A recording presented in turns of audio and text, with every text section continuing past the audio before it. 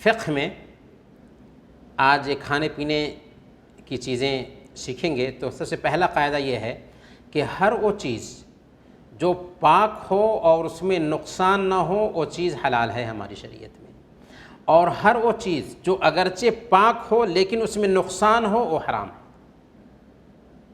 ہر وہ چیز جو پاک ہو اور وہ نقصان دہ نہ ہو وہ حلال ہے، لیکن ہر وہ چیز جو اگرچہ پاک ہو لیکن اگر نقصان دہ ہو تو وہ حلال نہیں ہے۔ اس لیے اللہ فرماتے ہیں وَلَا تَقْتُلُوا أَنفُسَكُمْ، اپنے آپ کو قتل نہ کرو، وَلَا تُلْقُوا بِأَيْدِيكُمْ إِلَى التَّهْلُكَةِ، اپنے آپ کو ہلاکت میں مت ڈالو۔ گویا کہ اگر کوئی چیز پاک ہے لیکن اس میں انسان کا نقصان ہے تو اسلام میں وہ چیز کیا ہوگی؟ حرام ہوگی۔ اب جیسے کہ سگریٹ کو دیکھیے، سگریٹ ناپاک ہے یا پاک ہے؟ ناپاک ہے یا پاک ہے؟ پاک ہے نا۔ اگر سگریٹ بدن میں لگ جائے تو کپڑا گندا ہو جائے گا؟ نہیں، لیکن اس میں فائدہ ہے یا نقصان ہے؟ نقصان ہے۔ گویا کہ جو چیز نقصان پہنچانے والی ہے وہ چیز حرام ہوگی۔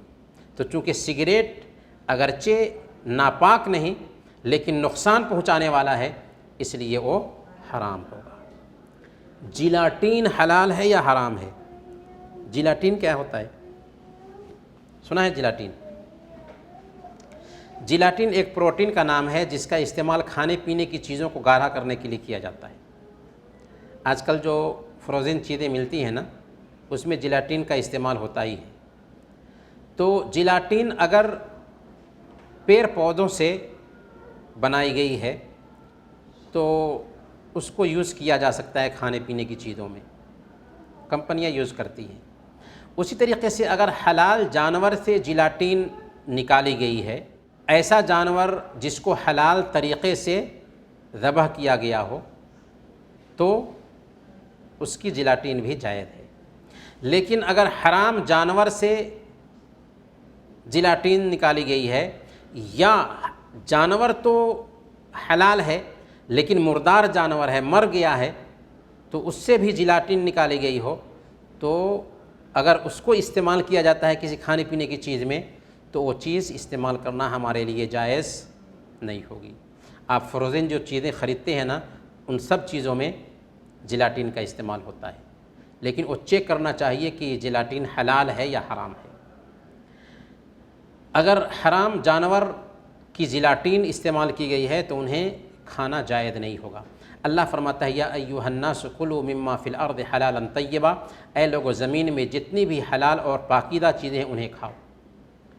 شراب پینا اور اس کے جیسی جتنی بھی نشہ لانے والی چیزیں ہیں وہ سب کی سب حرام ہیں۔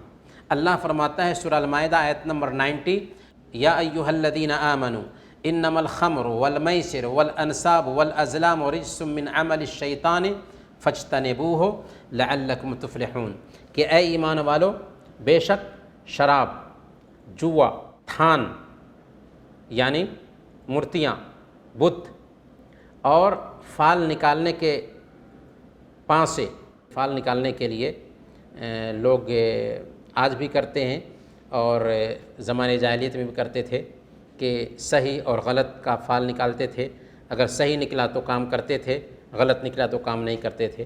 تو اللہ نے فرمایا کہ یہ ساری کی ساری چیزیں کیا ہیں؟ گندی چیزیں ہیں، رجسن گندی ہیں، من عمل الشیطان میڈ ان شیطان ہے، شیطان کی طرف سے بنائی گئی ہیں یا شیطان کا اس میں عمل دخل ہوتا ہے۔ فاجتنبوہ لعلکم تفلحون، ان چیزوں سے بچو تاکہ تم کامیاب ہو سکو۔ گویا کہ شراب پینا حرام ہے۔ اور صحیح مسلم کی روایت ہے اللہ کے نبی صلی اللہ علیہ وسلم نے بیان فرمایا کل مسکر خمر و کل خمر حرام، کہ ہر نشہ لانے والی چیز شراب ہے اور ہر شراب حرام ہے۔ گویا کہ جس چیز میں بھی نشہ آئے وہ حرام ہے، جو چیز بھی نشہ لانے والی ہو وہ حرام ہے۔ اور جس چیز کی مقدار، جس چیز کی ماترا اگر زیادہ ہو تو نشہ آ جائے تو کم ماترا بھی حرام ہوگی، یہ قاعدہ یاد رکھیے۔ یعنی جس چیز کو زیادہ ماترا میں استعمال کریں تو نشہ لاتی ہے تو کم ماترا بھی اس کی حرام ہوگی۔ اللہ کے نبی صلی اللہ علیہ وسلم بیان فرماتے ہیں ما اسکر کثیرہ فقلیلہ حرام، جس چیز کی زیادہ ماترا نشہ لائے اس کی کم ماترا بھی حرام ہے۔ شراب سے علاج جائز ہے۔ اللہ کے نبی صلی اللہ علیہ وسلم سے ایک آدمی نے کہا کہ ہم شراب سے دوا بناتے ہیں۔ آپ نے فرمایا انہ لیس بدواء ولکنہ داء، دیکھو شراب دوا نہیں ہے، ایک بیماری ہے، تو شراب سے دوا نہیں بنائی جا سکتی، یا شراب کو دوا کے لیے استعمال نہیں کیا جا سکتا۔ لیکن ایک سوال ہے کہ الکحل والی جو دوائیں ہیں کیا ان کو استعمال کر سکتے ہیں؟ تو اگر الکحل کی ماترا کم ہے اور اس کا اثر ظاہر نہ ہو تو ایسی دوا کا استعمال کرنا جائز ہے۔ اسی طریقے سے اگر ضرورت کے تحت ایسی دواؤں سے علاج کرنا جائز ہے جس میں نشہ آور چیزیں ملی ہوئی ہوں، یعنی اگر ضرورت ہے اور نشہ آور چیزیں ملا کر کے دوا بنائی گئی ہیں تو ضرورت کے تحت ان دواؤں کو استعمال کر سکتے ہیں۔ اور الکحل والی جو دوائیں ہیں ان دواؤں کو بھی استعمال کیا جا سکتا ہے بشرطے کہ الکحل کی جو ماترا ہے وہ کم ہو۔ ایک آخری بات یہ ہے کہ اگر نیند کی گولی استعمال کی جا رہی ہے تو یہ نیند کی گولی سب کے لیے جائز نہیں، لیکن ایسے انسان کے لیے جائز ہے جس کو ماہر ڈاکٹر نے بتایا ہو کہ وہ نیند کی گولی کھا کر کے سویا کرے، تو اس کے لیے جائز ہوگا، سب کے لیے جائز نہیں۔